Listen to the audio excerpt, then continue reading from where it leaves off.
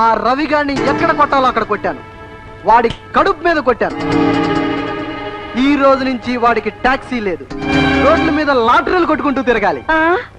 నీకు 4 దెబ్బలు తగిలితే తగిలేగాని అల్లుడు ఎంత చల్లని కబురు చెప్పావు.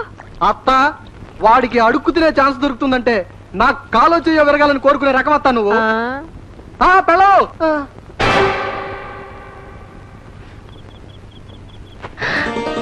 మన సీత వచ్చింది. ఏమమ్మా బాగున్నావు? మరి బాగున్నాను వదినా. సీత రామ్మా రా. బాగున్నావా? బాగున్నానన్నయ్య. టైం ప్రకారం భోంచేస్తున్నావా? రాజు ఎలా ఉన్నాడు? మీ అత్తయ్య వాళ్ళు బాగానే చూసుకుంటున్నారమ్మా? అంతా బాగానే చూసుకుంటున్నారు. ఏమిటమ్మా చేతిలో? నాకు ఇష్టమైన స్వీట్ ఏమైనా తెచ్చావా? ఏమిటమ్మా ఇవి? నీ నగలు వీటి ఇక్కడికి ఎందుకు తీసుకొచ్చావు? నీకు టాక్సీ కూడా లేకుండా పోయిందని విన్నానన్నయ్య. ఈ నగలతో నువ్వేదైనా కొత్త టాక్సీ కొంటావని తీసుకొచ్చాను. అన్నయ్య అంటే నీకెంత ప్రేమమ్మా. ఇదేమిటన్నయ్య? ఏ అన్నా తన చెల్లెలి సొమ్ముతో బతకాలనుకోడమ్మా. అంటే నువ్వు ఇల్లుతో సహా మొత్తం ఆస్తి రాసిస్తే మేము ఐశ్వర్యంలో కురకాలి. మరి నువ్వు ఇంత కష్టంలో ఉండేటప్పుడు మేమెవరూ సాయం చేయకూడదా? మీ అన్నయ్య ఇచ్చే చెయ్యగాని పుచ్చుకునే చెయ్యి కాదని తెలుసు కదా సీత. ఎవరో ఇస్తే పుచ్చుకోకపోవడం సరే, ఇప్పుడు నేను కదా ఇస్తుంది. నువ్వు నగలిచ్చావని తెలిస్తే మీ అత్త నిన్ను ఆరాళ్ళు పడుతుంది. నువ్వు బాధపడుతుంటే మేము భరించగలమా? నేను బాధపడితే మీరు భరించలేరు, మీరు బాధపడితే నేను భరించాలా? ఇదే నా న్యాయం? మేము ఇప్పుడు బాధపడలేదమ్మా. ఈ రెక్కల్లో ఓపిక ఉంది, గుండెలో నిబ్బరం ఉంది. నువ్వు అక్కడ సుఖంగా ఉన్నావన్న ఒక్క విశ్వాసం చాలు చెల్లి. కొండలనైనా పిండి కొట్టేస్తా. అన్నయ్య ఇంటికి పదమ్మా.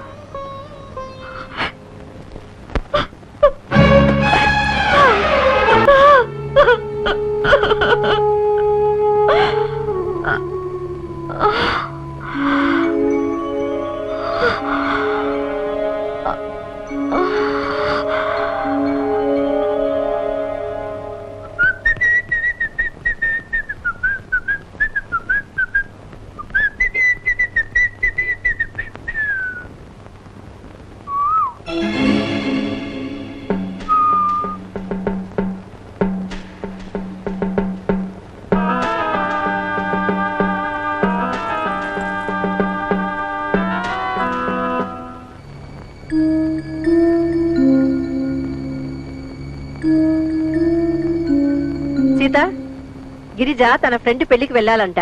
నీ నగలు ఇవ్వు. నా గదిలో ఉన్నాయి, తెచ్చుకో. వెళ్ళమ్మా, నీకు కావాల్సిన నగలన్నీ తెచ్చుకో. వెళ్ళు.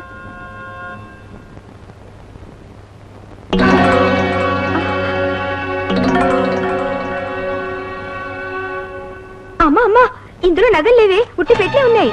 ఏమిటి నగలు లేవా? లేకపోవడం ఏమిటి? నగలతో గదిలోనే పెట్టానత్తయ్య. మరి ఏమయ్యాయి? గది మింగిందా? గది ఎందుకు మింగుంటుంది? మింగవలసిన వాళ్ళే మింగుంటారు.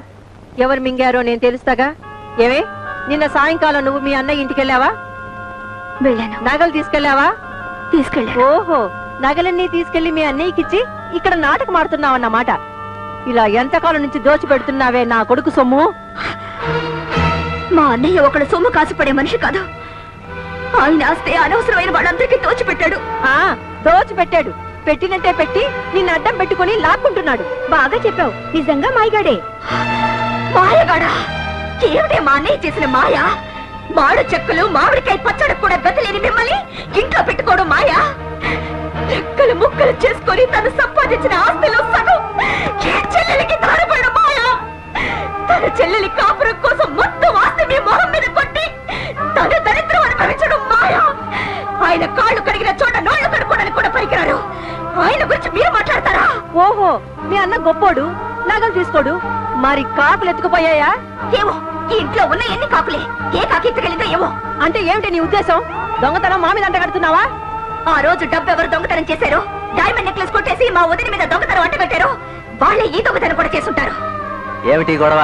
విన్నావట్రా, నీ పెళ్ళం ఎంతంత మాట్లాడుతుందో. మన కూటికి గుడ్డకు గతిలేని వాళ్ళమంట. వాళ్ళన్న ఆస్తిని కాకుల్లా పడి దోచుకుతుంటున్నావట. ఆఖరికి మా మీద దొంగతనం కూడా అంటగట్టిందిరా. ఇంత మాటలు పడి ఇంట్లో ఉండాల్సిన కర్మ ఏం పట్టిందిరా మనకు. దొంగతనం ఏమిటి?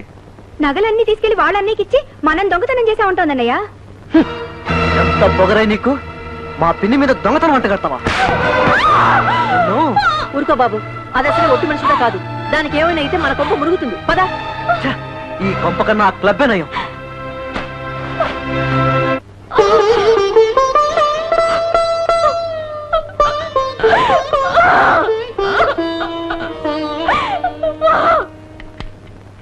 అన్నయ్య,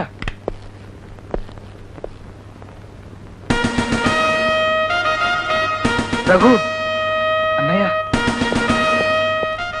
ఇప్పుడు నాకు చాలా గర్వంగా ఉంది రఘు. నువ్వు పోలీస్ ఆఫీసర్ అయ్యావు. పోస్టింగ్ కూడా ఇక్కడే వేశారన్నయ్య. చాలా సంతోషం రఘు. మీకు సంతోషమే కానీ నాకు కాదు. జరిగిన సంగతి ముందే తెలుసుంటే ట్రైనింగ్ మానేసైనా వచ్చేవాడిని. ఏమిట్రా నువ్వు అనేది? ఏమిటేమిటన్నయ్య, వాళ్ళు ఏదో వాగారని ఆస్తింతా వాళ్ళ కట్టపెట్టి కట్టుకోటలతో వచ్చేస్తావా? ఎవరికిచ్చాను ఆస్తి? చెల్లెలకేగా. దాని కాపురం నిలబట్టడానికి ఆస్తి ఏంట్రా? నా ప్రాణమైన సంతోషంగా ఇస్తాను. నీ గురించి నాకు తెలుసు అన్నయ్య, కానీ దేనికైనా ఒక హద్దు ఉంటుంది. స్వార్థానికి హద్దులుంటాయి గాని త్యాగానికి హద్దులుండవు. సర్లే, అన్నాదమ్ములిద్దరు తర్వాత తీరిక మాట్లాడుకుందరు గాని నువ్వు ఇంటి భోజనం చేసి ఎన్నాళ్ళైందో ఏవో. రా, భోంచేదు గాని.